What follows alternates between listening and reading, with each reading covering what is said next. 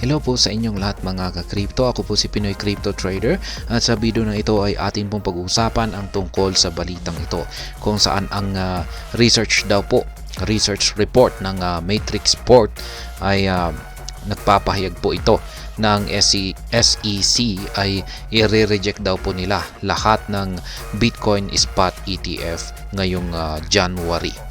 Kaya ayan, bago po tayo magpatuloy ay nais ko lamang po munang bigyang linaw ang aking disclaimer kung saan ang nilalaman po ng video na ito ay hindi po ito isang financial advice. For education and information purposes lamang po ang layunin nito. Maliban po dito ay nais ko na rin pong magbigay babala na wala pong kahit anumang group chat ang Pinoy Crypto Trader. Ayan, nagkakaroon daw ng hindi pagkakasunduan ang mga kilalang analyst at researcher. Ayan, tungkol sa posibleng desisyon ng SEC ngayong January tungkol sa isang Bitcoin Spot Exchange Traded Fund na nakalista sa US. Ayan, mukhang hindi na nagkakagulo na sila at hindi na raw sila nagkakasundo yung mga kilalang mga analyst at mga researchers na ito. Ayan, noong Martes ay naglabas ang digital asset management firm na Matrixport na isang research report na nagpapaliwanag kung bakit ibabasura ng regulator ng US ang mga aplikasyon para sa Bitcoin Spot ETF ngayong buwan. Ayan, ang tindi po niyan kung ibabasura nila yan. Kaya sa madaling salita ay may mga eksperto ayan ang nag-aaway ngayon. Ayan, kung tatanggapin ba o hindi ng SEC ang mga aplikasyon para sa isang bagong uri ng investment na may kaugnayan dito kay Bitcoin. Kaya ayan, ang Matrixport ay isa po siyang kumpanya na nag-aaral ng mga digital na investment at naniniwala na hindi ito tatanggapin ng SEC. Ayan, ang Matrixport ay naniniwala po sila na hindi tatanggapin ng SEC ang spot Bitcoin ETF sa ngayong buwan na ito. Kaya yan, reasons why a denial is likely. Ayan, mga dahilan kung bakit ang pagka-deny nito ay mataas yung posibilidad na ito ay madi-deny. Ayon sa ulat ng Matrixport, lahat ng mga panukala para sa Bitcoin Spot ETF ay patuloy na hindi nakakatugon sa isang mahalagang pangangailangan. Ayan, na maaring kailangan para sa pag-aproba ng SEC.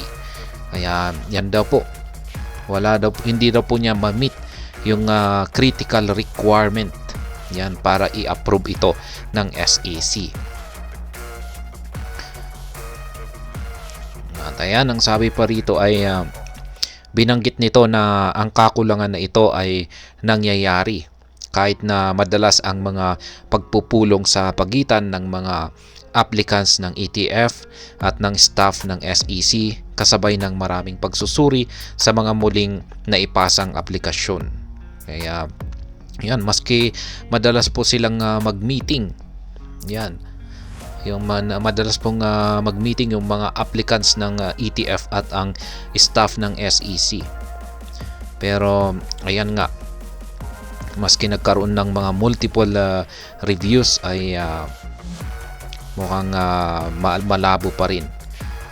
Ayan, at ayan, sabi pa dito ay while consenting, yan, or bagaman ay pumapayag sa posibilidad na ang mga ETF ay matutugunan ang mga pangangailangan na karapat-dapat sa pag-aproba ng second quarter 2024, inaasahan ng Matrixport ang pagtanggi ng SEC sa lahat ng mga panukala ngayong buwan ng January. Kaya yan ang inaasahan po ng o paniniwala ng Matrixport na lahat po ng mga proposals ngayong buwan ng January ay i-reject po ito ni SEC. Yan, upang suportahan ang pananaw na ito ay binigyan diin ng ulat ang impluwensya ng kasalukuyang pinamumunuhan ng democratic na 5 tao na bumubuo sa pamumuno sa SEC.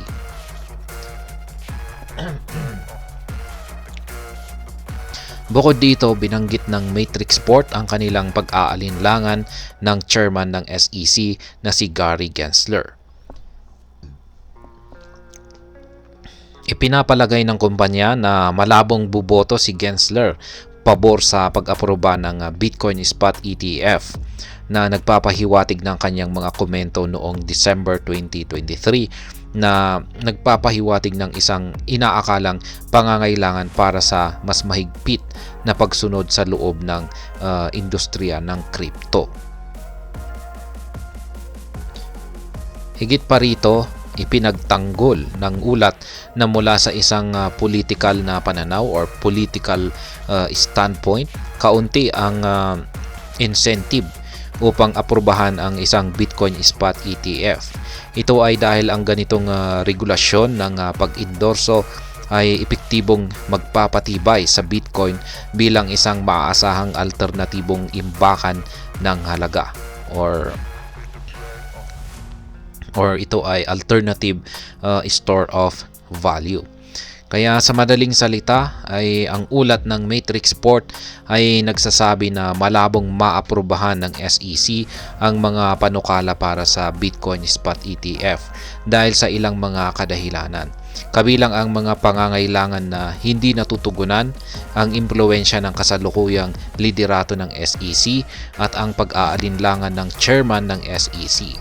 Ang ulat ay nagpapahiwatig na maaring magbago ang sitwasyon sa second quarter ng 2024. Ngunit sa ngayon ay inaasahan nila ang pagtanggi ng SEC sa lahat ng mga panukala. Yan, Bloomberg Senior ETF Analyst disagrees. Kaya yan, hindi daw po sang-ayon ang Senior ETF Analyst ng Bloomberg. Kaya yan, samantala si Eric Balconas ay siya po ay isang senior ETF analyst mula po sa Bloomberg. At siya po ay nagpahayag ng hindi pagsang-ayon sa ideya ng isang posibleng pagtanggi or potential rejection. Sa isang tweet noong Wednesday or Miyerkules, binanggit ni Balconas na siya at iba pang mga analyst ng ETF na may mas maraming kaalaman sa loob ay hindi nakakita ng anumang impormasyon na nagpapahiwatig ng anumang maliban sa isang potential na berding ilaw or green light, potential green light. Ayan po yung actual na tweet rito ni Ginoong Eric Balconas. Ayan, kung saan ang sabi niya rito ay people tagging me like crazy on this rejection report. Ayan. Bukod pa rito ay binigyan diin ni Balconas na ang argumento ay sumasalungat sa maraming reporter ng pangunahing balita na nag-angkin na mayroon silang mga loob na pinagkukunan or insiders.